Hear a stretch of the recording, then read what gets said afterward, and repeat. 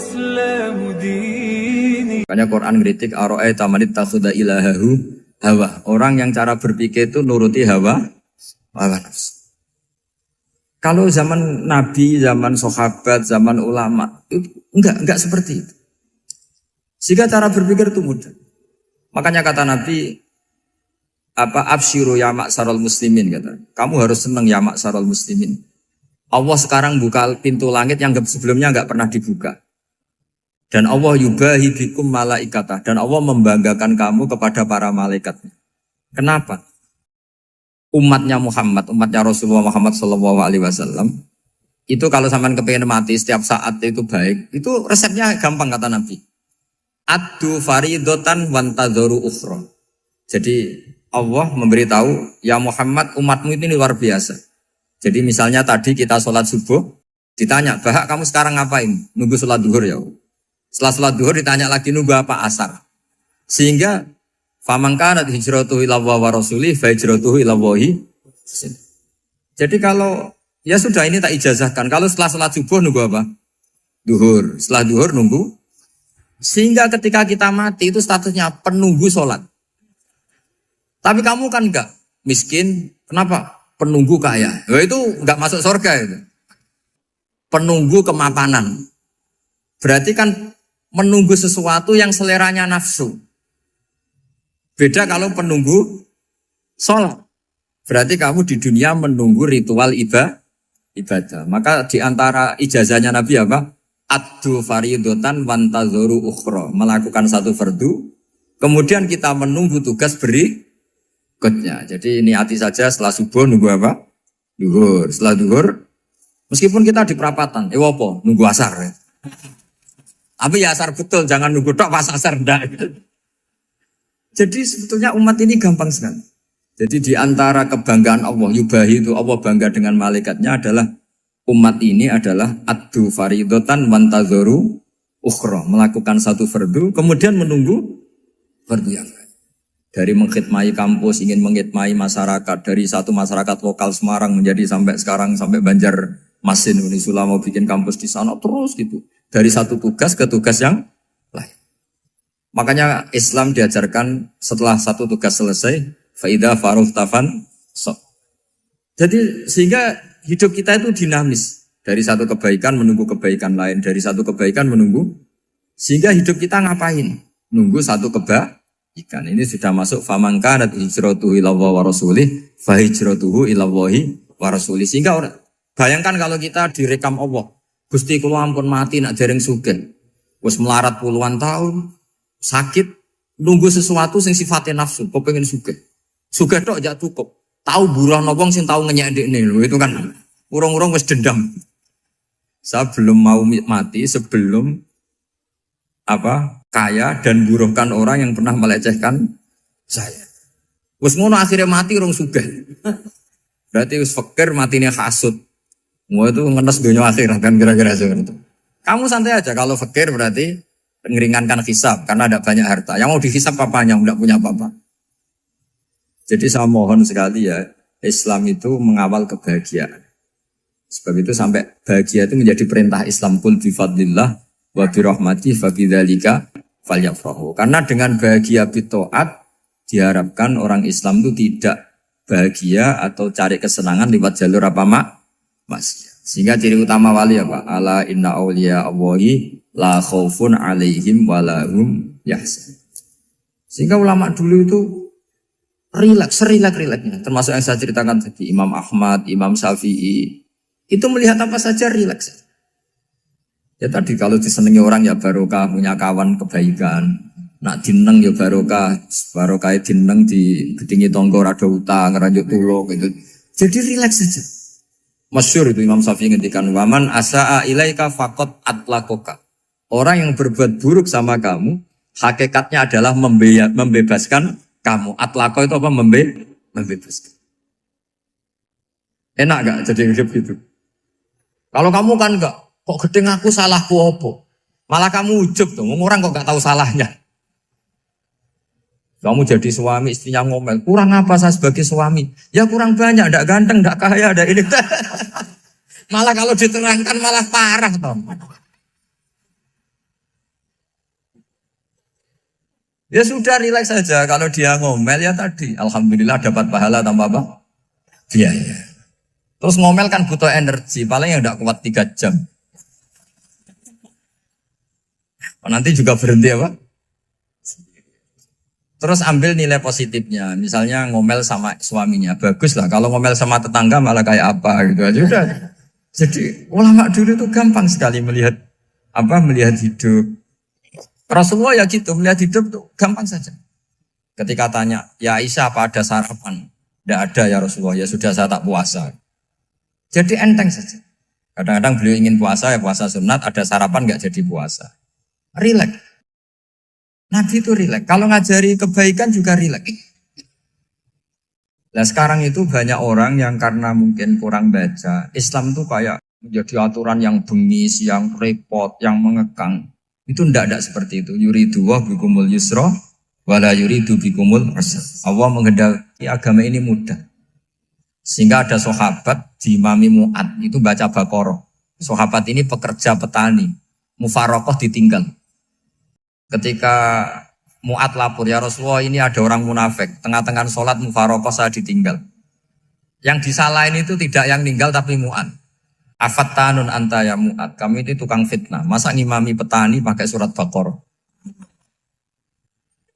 Jadi yang disalahkan ini imamnya. Kalau kamu jadi imam, sholatnya ya yang cepat. Makanya terus banyak orang kecepatan karena tadi. Jadi Nabi itu enteng sekali. Jadi apa ya, Nabi itu beda dengan yang kita bayangkan beda. Nabi pernah ngaji di masjid, kemudian ada tetangga lewat pakai cangkul ke kebun. Semua sahabat gerutu. Ini orang tidak benar, ada Nabi ngaji ditinggal saja ke kebun, tidak ikut ngaji.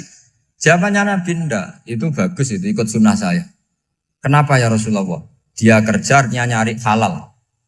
Dan untuk menghidupi keluarganya itu juga ajaran saya. Sehingga yang ngaji ya ajarannya Nabi, yang enggak ngaji karena kerja mencukupi keluarga juga ajarannya Nabi. Segampang ini. Oh, kalau kayaknya kamu kan, wes gak roh akhlak kan gitu. Nabi rileks saja Nabi. Sampai bisa lihat itu di bab Fadhailul Kasbi. Makanya ini penting sekali supaya orang itu berpikir Islam atau mendakwakan Islam itu berdasar sanad. Ya, yang mutasil yang pernah dilakukan Rasulullah SAW. Sesuatu yang dilarang Allah itu pasti mador.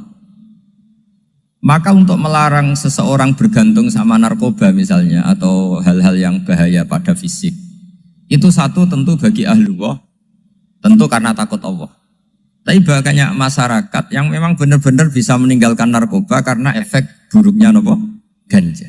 Bahwa itu mengakibatkan sakau, mengakibatkan tidak sadarkan diri, mengakibatkan kebangkrutan ekonomi macam-macam. Sehingga mereka benar-benar benci sama yang namanya narkoba.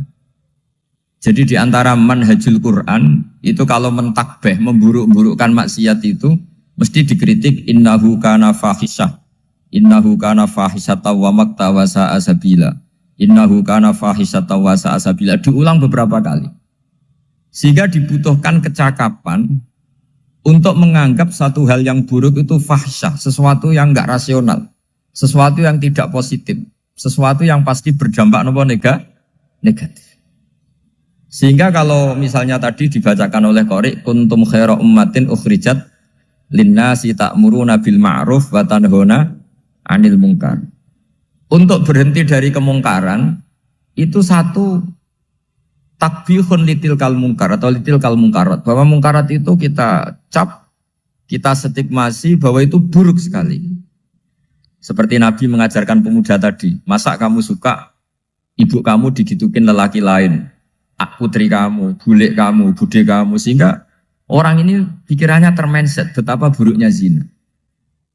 Sama seperti kita sukses memindset betapa buruknya narkoba, betapa buruknya bahan-bahan terlarang. Begitu juga seterusnya, terus pengkhianat dan sebagainya. Tapi problem manusia adalah dia itu akan mencari kebahagiaan atau kesenangan sesaat. Maka caranya gimana? Keinginan senang lewat maksiat ini dilawan dengan nyaman dengan taat. Saya ulang lagi, nyaman dengan taat. Sehingga ulama dulu punya kalimatul munajat, artinya kalimat hubungan pribadi sama Allah yang menjadikan orang itu nyaman. Dan ini yang diajarkan kitab-kitab tasawuf. Kitab tasawuf itu sukses mengajarkan melihat alam raya ini semuanya nyaman, termasuk yang mengecewakan. Itu dianggap nyaman. Saya berkali-kali mengajarkan ilmu ini karena ini musalsal ila Rasulillah SAW. Itu pernah suatu saat Imam Ahmad itu dipanggil sama tetangganya, anak muda. Tentu Imam Ahmad ini orang yang sangat soleh, sangat waroi, sangat tunduk sama perintahnya Allah dan Rasul. Pemuda tadi manggil, ya Ahmad, datang ke rumah saya. Imam Ahmad datang. Setelah sampai ke pemuda tadi, sudah pulang lagi, saya tidak butuh kamu. Pulang lagi. Setelah sampai rumah dipanggil lagi, ya Ahmad, datang lagi. Datang lagi. Oh, saya tidak jadi butuh, pulang lagi. Sampai 3 kali. Dan itu perangai ekspresi Imam Ahmad itu atau ulama lain yang sesoleh beliau itu nyaman, indah. Beliau tetap senyum-senyum nyaman. Beliau tidak tersinggung, tidak terprovokasi, pokoknya tidak tersinggung, kelihatan nyaman. Lama-lama pemuda ini terus tanya, ya Ahmad, kamu saya perlakukan seperti ini kok tidak tersinggung? Kamu senyum-senyum saja, happy-happy saja. Jawabnya Imam Ahmad itu unik. Wahai pemuda, saya kamu panggil itu senang sekali. Karena kata Nabi, kalau kamu iman dengan Allah dan Rasul, maka hormatilah tetangga. Jadi saya senang. Karena nuruti perintah Allah untuk menghormati tetangga. Jadi tidak ada urusannya dengan kamu. Kagetnya kayak apa? Jadi dipanggil tetangga ya senang karena melakukan perintahnya Allah dan Rasul, yaitu ikramul jar, fal yukrim jarum. Disuruh pulang, kamu ingin saya pulang, ya saya pulang. Disuruh datang, ya saya datang. Jadi saya tidak tersinggung, saya tidak ada urusan dengan kamu. Urusan saya dengan Allah Subhanahu wa Ta'ala. Itu kalau bapak-bapak istrinya ngomel terus sabar itu ya bagus. Saya tidak punya urusan. Kalau kamu terprovokasi oleh istri, berarti kamu didikte oleh makhluk. Masa seorang rektor didikte makhluk? Kan tidak keren. Apalagi seorang habib didikte makhluk, kan tidak keren. Yang bisa mendikte kita hanya Allah Subhanahu wa Ta'ala. Dan Allah mendikte kita, mengajarkan kita wa ashiruhunna bil ma'ruf fa in karihtuhunna fa'asa an takrahu shay'an wa yaj'alallahu fi khairan katsira. Jadi cara melihat istri kita bawel gitu atau cerewet, alhamdulillah ini ada pahala tanpa modal, cukup sabar. Kalau istri kamu sedang mesra, malah mintanya ke mall, malah biayanya tinggi. Murah mana dapat pahala dimarahin sama saat mesra minta ke mall? Milih yang pertama kan? Nah ya itu tidak usah modal ini. Ya gitu aja. Jadi kalau istri sedang marah, bawel, anggap saja ini rezeki. Dapat pahala tanpa apa? Biaya. Nah, kalau pas rukun malah nantang ke mall, biayanya malah tinggi. Jadi ulama dulu itu melihat dunia itu happy. Pernah Imam Syafi'i dikasih tahu, orang yang tadi nyium tangan kamu ya, itu di rumah menghujat Anda. Jadi dia sopan hanya di depan Anda, kalau di luar menghujat Anda. Jawabnya Imam Syafi'i lucu. Ya baguslah. Yang cerita ini kaget. Kenapa bagus ya Aba Abdillah? Kalau manggil Imam Syafi'i ya Aba Abdillah. Ya berarti saya masih wibawa, di depan saya tidak berani katanya. Jadi dipandang enteng saja.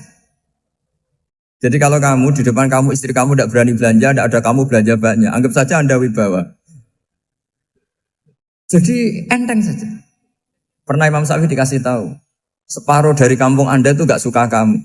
Ya bagus lah. Kenapa? Oh nak rukun malah bakal utang katanya gitu. Kira-kira yang utang itu yang rukun apa yang neng-nengan? Yang rukun. Jadi enteng saja. Masyhur itu makalahnya Imam Syafi'i. Waman asa'a ilaika faqad atlaqaka. Orang yang berbuat buruk sama kamu berarti membebaskan kamu. Kalau saya sedang nenengan sama Habib Hasan Toha Putra, beliau naik Alphard gak nawarin saya sah karena baru nenengan. Tapi kalau sedang rukun malah harus repot mana? Rukun sama ndak rukun? Repot rukun sebetulnya. Jadi Imam Syafi'i itu happy saja.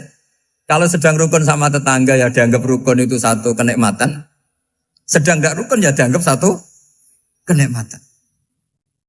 Allahu Rabbi wal Islamu din.